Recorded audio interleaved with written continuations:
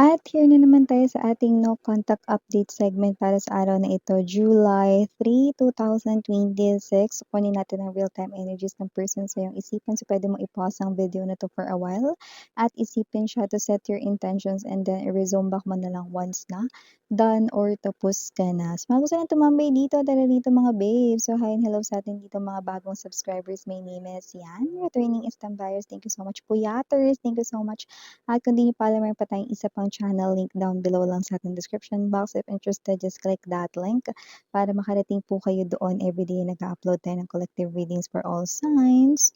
There. Yun nga tayong gender dito ba lalaki LGBT So let's get into the reading. Maraming salamat Archangel Michael together with the angel guides. Can we get real-time energies of this person here para sa araw na ito? July 3, 2026, please.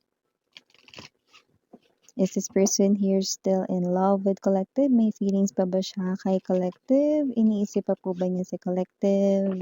Is this person here any plan sa kanyang mind related kay collective? Can you please show me?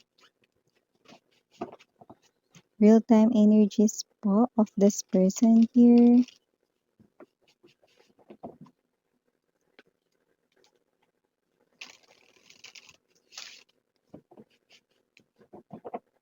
Okay, so let's go ahead and check this mga nakagip rito na energies ng person na ito na kumakapit sa inyong energy, the star.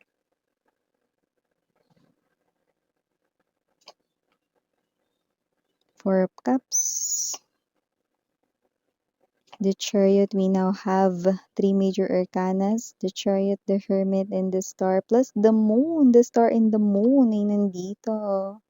Two of Wands. Bottom of the deck, we have the Emperor. Oh, a lot of major arcanas. We now have five major arcanas.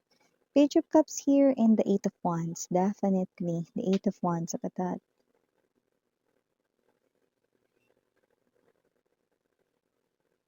Expect an unexpected message. Yun, no? Expect mo ang message na to sa taong laman ng isipan mo or nasa isip mo ngayon. Ang message na ito ay, okay, hindi ko nakikita kung ano yung exacto pero nakita ko no, in my vision right now na mahaba. It's a long message na isesend sa inyo ng inyong person, no? Okay, so yung nakita ko sa aking vision might be glimpse of a message na isesend sa'yo ng person mo, no? Pero we're lucky to know yung mga points na nilalaman ng message na yan, no? So, I do see that whoever this energy is with the star, okay, ang nilalaman rito no, ng long message na yon has something to do with healing your connection. No? So nakita natin dito, no, nababanggitin niya rin doon na marami siya ritong mga nakilala pero wala ritong humigit sa'yo. Babanggitin niya rin no, na pakiramdam niya no, kahit nagpupunta siya sa mga bagong lugar, hinahanap-hanap pa rin niya at binabalikan yung mga dating pinupuntahan ninyo. Okay, this person here is acting very sentimentally. This person here, no, yan ang kanya rito na gagawin ang mag-compose ng long message sa'yo. Today, yan ang kanyang main goal, target goal dito. Page of Cups energy, yung parang feeling na nagbabalik mula nung unang beses kayong nagkakilala. Yun ang kanya rito. Nararamdaman ngayong araw nito. At ang taong ito with the Hermit na nakikita ko no, na siya'y madalas na pinipiling mag-isa. Hindi dahil wala siyang mga kaibigan, no, meron pero ayaw niya lang magsasama-sama. Dahil nakikita natin dito na parang kahit siya rito ay lumabas, magpunta sa mall, pumunta sa park, gawin rito yung mga bagay na dati ay na-enjoy niyang gawin.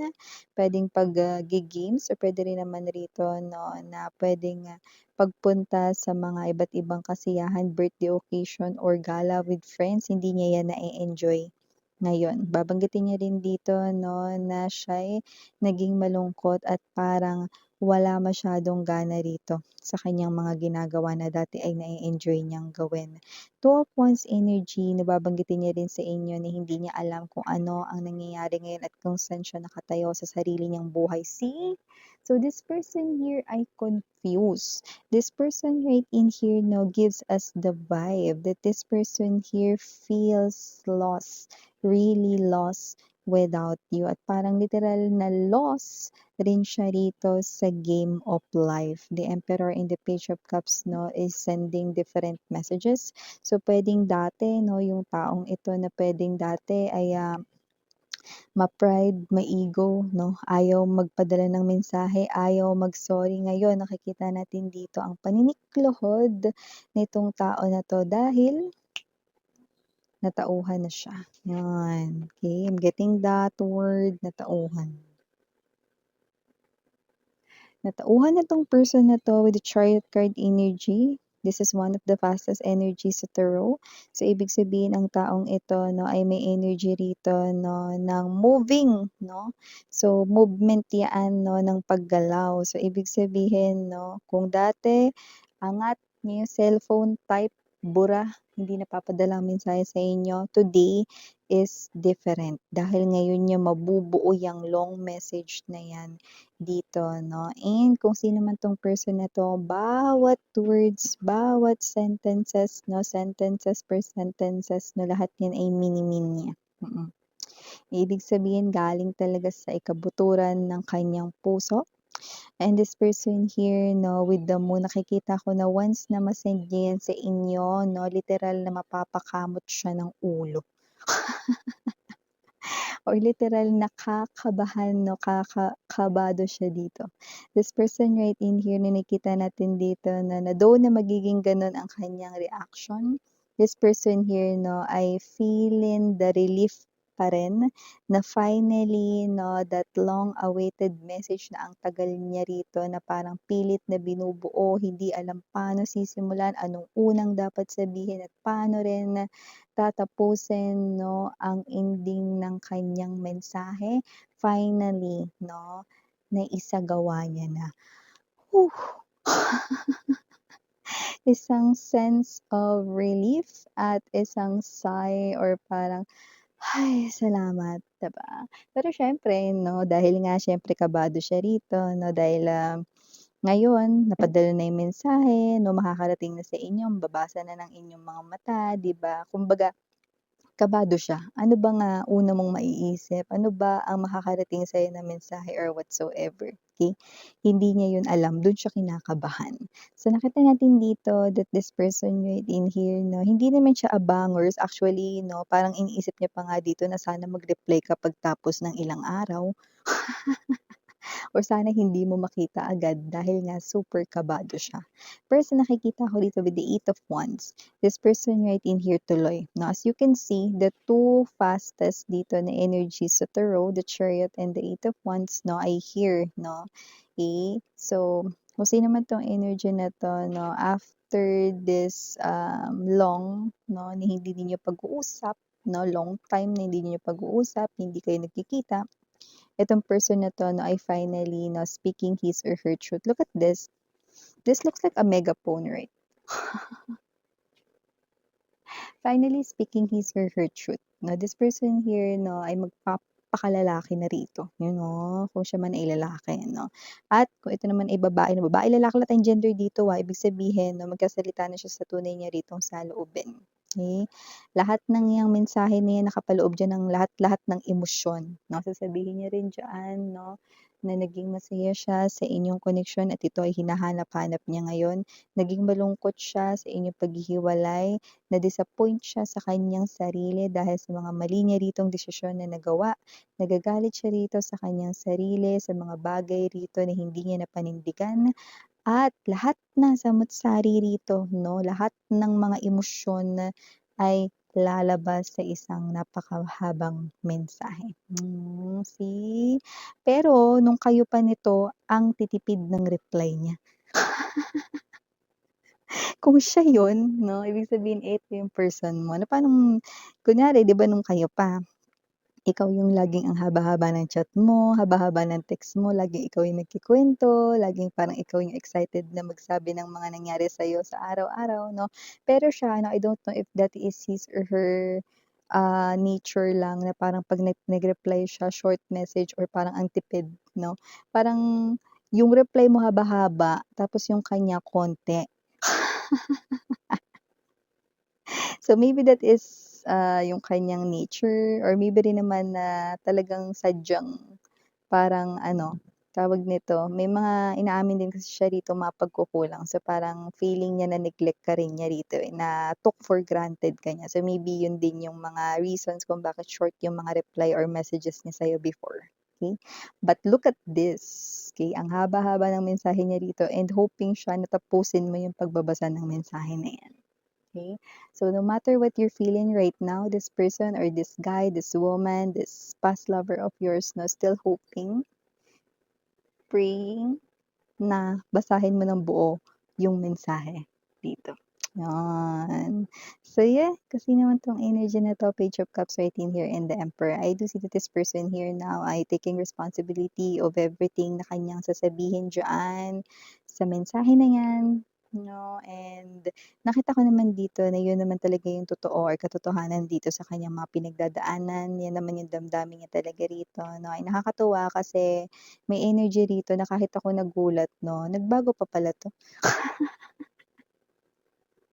Kasi parang super tigas ng ulo niya rito 'no, na parang kahit kayo hindi niyo mawarian ano bang kailangang gawin para mapagbago siya 'no. Pero tingnan mo 'no, siya rin pala sa sarili niya mismo ang makakapagpabago of course, 'di ba?